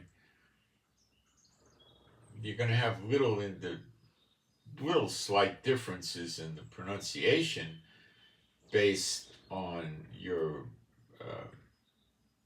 particular accent inflections you would impose on it, okay? But we're all talking the same thing. Yeshua, Y-E-S-H-U-A, and Jehovah, Y-H-V-H, okay? Now, when I got saved, I didn't know his name. I did use the name Jesus, but the person that told me how to pray said for me to do it like this. Father God, please forgive me of my sins in the name of Jesus, who is your Son, who died and rose from the dead and is sitting on your right hand.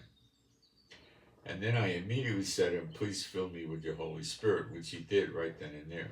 That's why you should teach other people to pray. And yeah, I got saved.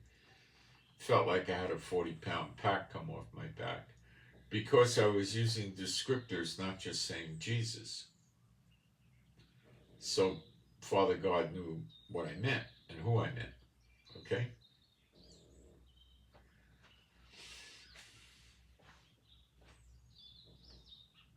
All right? So he knew when I'm mentioning Jesus, I mean the one who came down from heaven, rose from the dead, his son seated on his right hand. All right? Are you with me so far?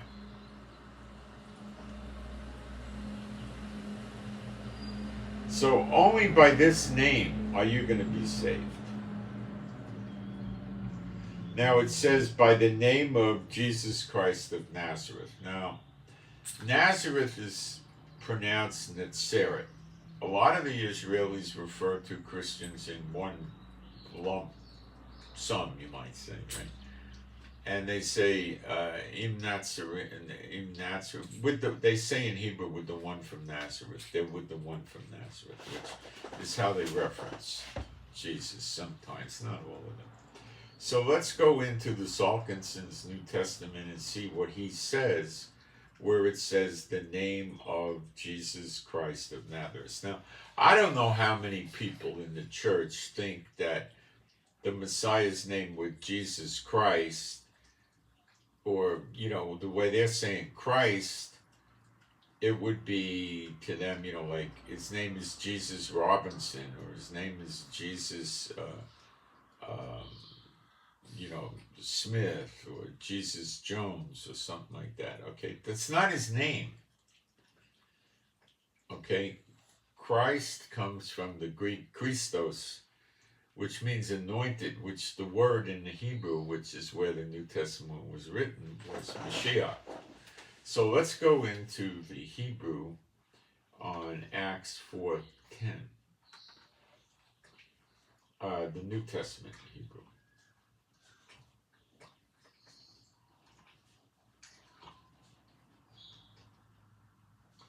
Stay away from that Jewish guy that's dead but used to live in Jerusalem that wrote that translation of the New Testament in Hebrew. You don't want to bother with that guy. It's full of traps and snares. Believe me. Don't waste your time. All right. And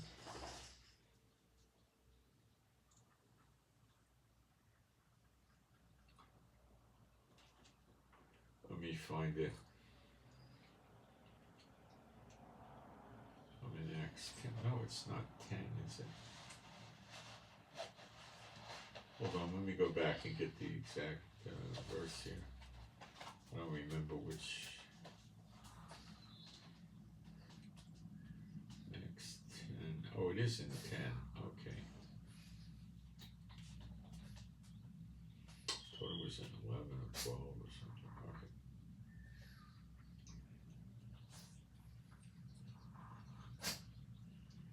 The Jewish Publication Society Old Testament is a waste of your time, by the way. It's just King James, basically.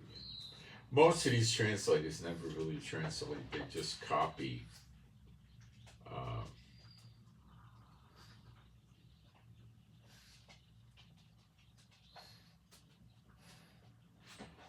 this is what it says in the Hebrew. It says Bashem, and that means in name, or we would say with more easy flowing English, in the name. Bashem Yeshua, Yud Shen Vav Ayin, Yeshua HaMashiach. That's what I always say.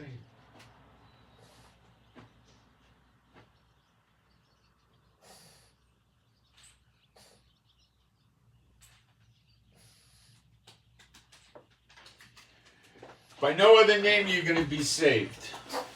Now let's talk about the church.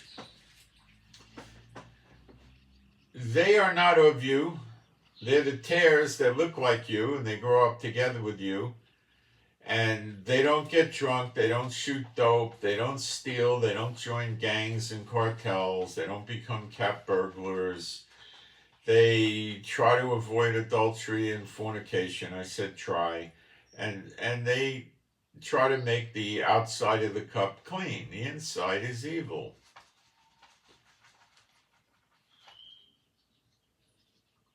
Okay? They'll wave Israeli flags at their meetings. So what? So what? They're practicing replacement theology of one form or another, the whole lot of them. Once they start with, we're the church, not Israel, but we stand by Israel and next Israel. How do they stand by us? What do they do? I don't know what they do. What do they do? Nothing. They wave a flag. We stand with Israel. So does Biden say that too, and then he turns around, I want to see a two-state solution. We'll stand with Israel right to the point where they have a two-state solution if we got to cram it down their throat. Bribe them, withdraw support, get them in a big war, and then tell them they got to promise to do a two-state solution now or we're leaving, whatever he's going to do.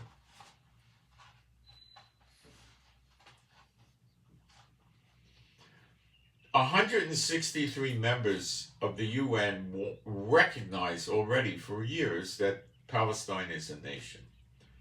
They, in their minds and in their writings, have divided the land of Israel to heathens that worship a false god. They refer, they're not serving the right God. Now, you shall have no other gods before you. So they put them with their shrines and temples in Israel as a nice slap shot to insult God. He says, I have a controversy with the nations over Zion. He says, I will deal with the Goyim like they never heard.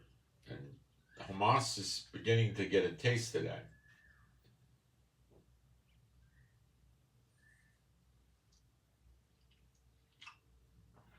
Okay?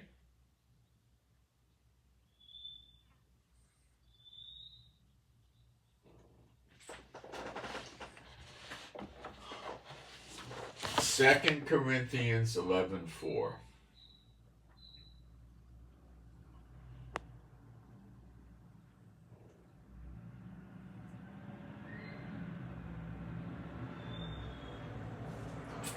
For he that cometh preacheth another Jesus. Now let's look at that in the Hebrew and see what word they use. Okay? I have never done this before. So it's a first for me. Let's see what the word is. 11:4.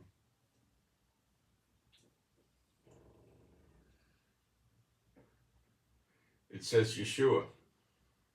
So they're preaching another Yeshua.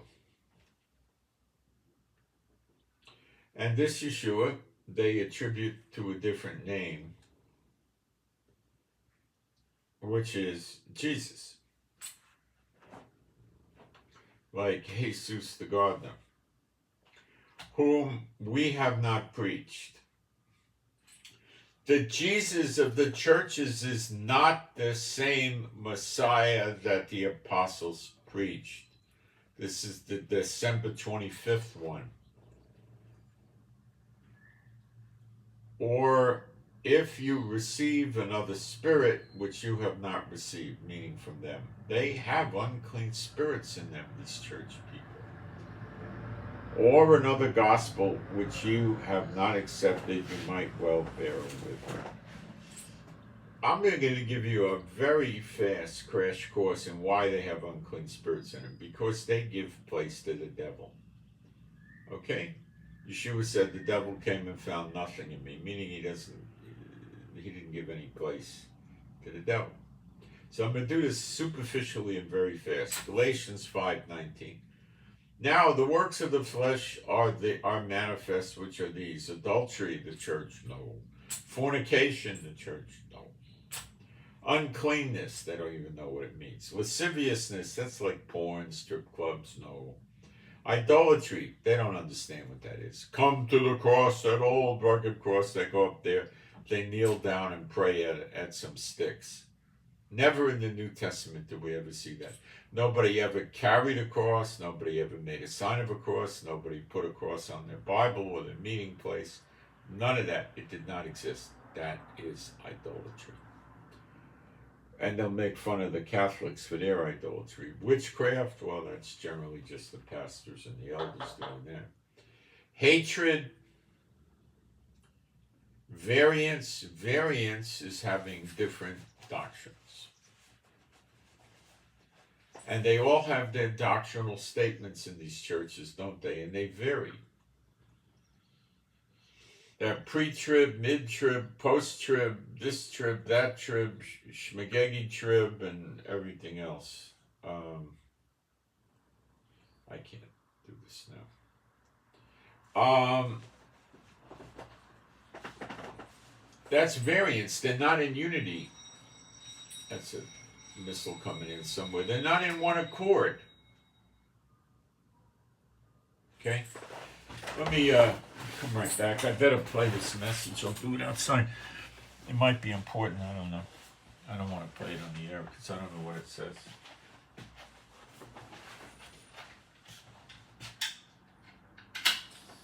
Might embarrass somebody. I don't know who sent it. I know who sent it, but I don't want to embarrass him.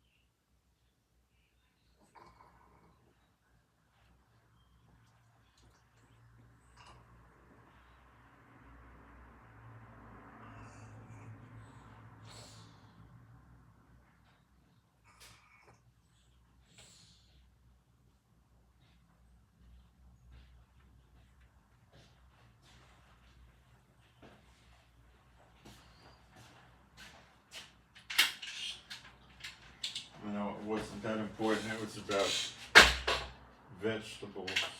Okay. Back into Galatians 5:19. So variance is different doctrinal statements. And all these churches got doctrinal statements. Pre-trib, mid-trib, post-trib, amillennial, baptize in the Spirit, don't baptize in the Spirit, pray in tongues, don't pray in tongues, house church, building church, spritz baptism, immersion water baptism, all this crazy stuff, argue over their false doctrines is what they do. Which false doctrine are we going to follow? Well, you know, the truth is Satan doesn't care which false doctrine you follow. Satan is happy to give you a smorgasbord of false doctrines, and whichever one you want to cling to, he's very happy with. Doesn't care. So that's variance, and then after that we have emulations, and then wrath, and then strife. So they'll say, oh no, we recognize everybody's cockamamie doctrines as if they could be real because nobody knows. So we avoid strife. This is the most idiotic Bible logic I ever heard of. It's something from Walt Disney, like that. Seditions, that word means denominations. It's a division. A denomination is a sedition. They're separating from each other. We're Baptist, we're Lutheran, we're Episcopalian, we're Presbyterian, we're Catholic, we're Church of Christ, we're Foursquare, ad nauseum, right? Heresies, that's what they are also. They're heresies. The word is Strong's number, Greek 139. It means a religious sect or a faction. That's what they all are. Envying, murders. Notice these sins are counted right in there with murders. Right in there with murders. Get this down. Drunkenness, right up there with drunkenness. Revellings, that's having like wild parties, right? And such like of the which I tell you before, as I have also told you in time past, that they which do such things shall not inherit the kingdom of God. If you are not going to inherit the kingdom of the God, you're going to be in the lake of fire forever, for billions of years, if they still keep time, which I doubt they do. Hold on, this is the supermarket. I got to deal with this. I think he's going to interrupt me in a minute with a delivery, which is not going to be a big deal. I think he's on his way.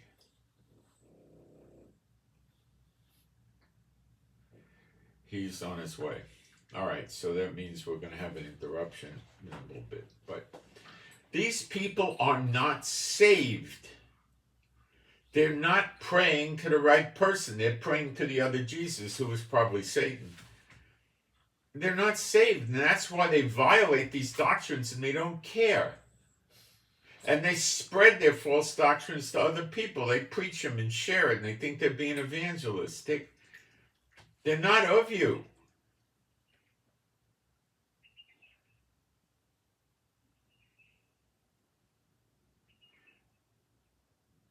If two are not agreed, how can they walk together? They can't. You can't walk with them. Okay, you're not even supposed to fellowship with them. Now, I have multiple people here that I know, multiple, not one. I'm not pointing any one person out, I'm pointing a lot. They are still attending the churches because their spouse, their kids, their neighbors, their friends, their mother, their father, their grandma go to the church. You are throwing yourself into the lake of fire. Yeshua said, if you reject knowledge, I will reject you, and you are rejecting knowledge. You are favoring your family and your friends and cozying up to them and being friendly with them over Yeshua. And when you write those checks and throw that money in the hat or the box, you're becoming a partaker of the work of them throwing people into the lake of fire who are trying to find God. You will get called out on the carpet at the judgment, and I told you so. I told you so. It will come up again. Quit it, or shut up when you wind up going to the lake of fire, okay? It's your choice. You got two roads in front of you. Life eternally or death eternally. You can pick your path. Back to Amos 9:15. I'm going to rub the salt in the wounds a little bit now.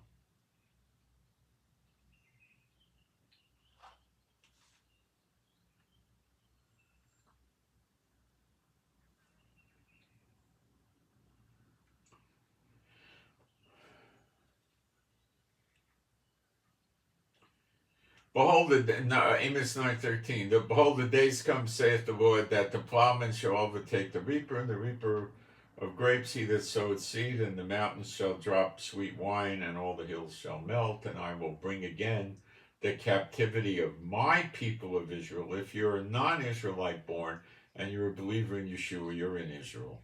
That's it. I mean, you can't get around that. And they shall build the waste cities and inhabit them.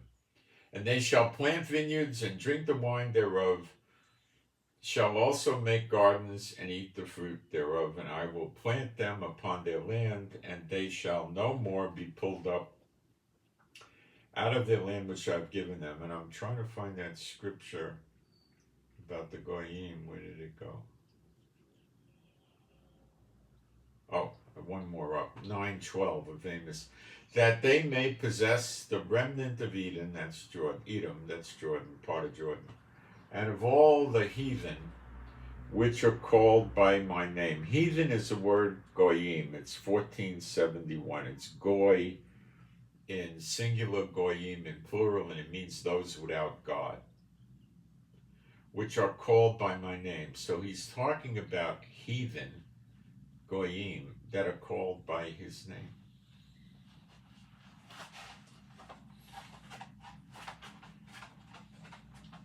Now, let's see what it really says. Which are called. Let's check those words. Kara should be like the call.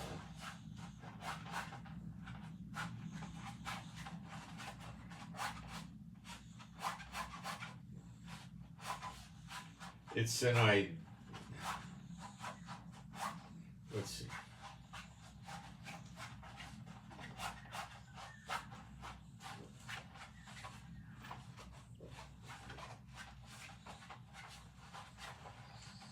Call out or address, call for a redress on or upon. So they call on his name. It's not called by, it's call ayin lamed al. Call upon would be better translated. Let's see what Strong says.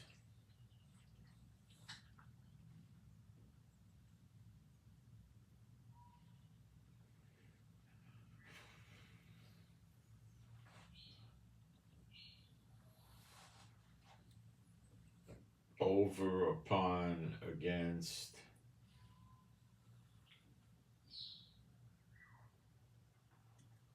I would say it's upon, call upon his name. So what is he saying?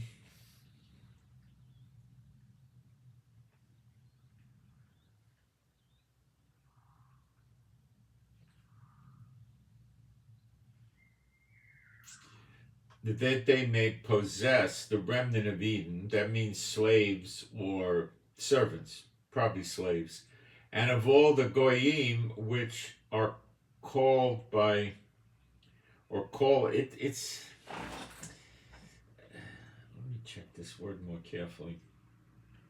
To call out, no, it's not called by, it's call unto, cry.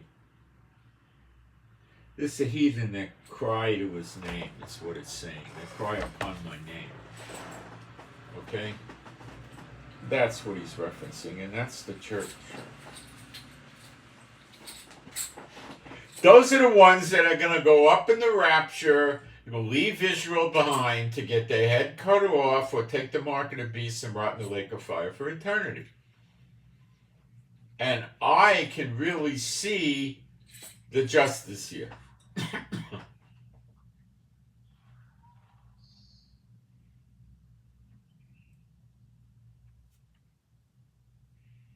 They're going to bow down at Israel's feet.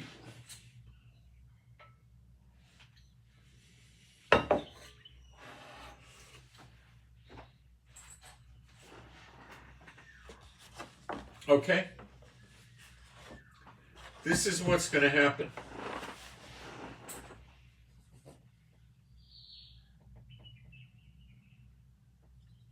We're never going to get plucked off the land, and the churches are going to bow down at your feet as servants and slaves of one or the other. They're treated as heathen. On that note, I'm going to close, give you plenty of room for thought. Okay? If you read their literature, you go to listen to them on the internet and follow their doctrines and all this stuff, you're still in their doctrine. Doctrine of demons.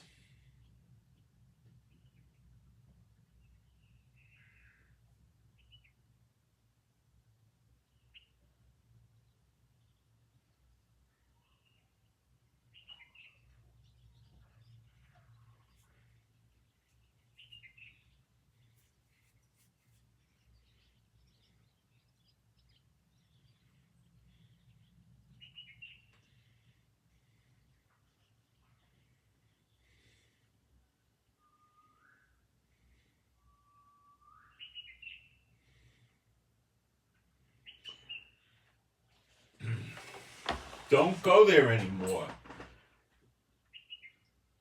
Your family's into this.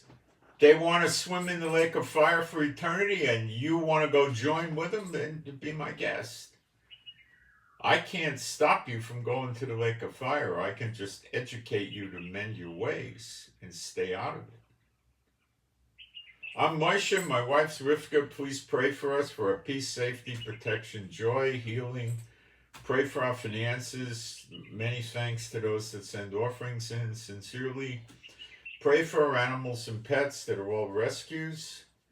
And offering information's in the description box under the video and in the chat, as is my email address at the bottom line in the description box. It's israelgiving with the number 7 at gmail.com.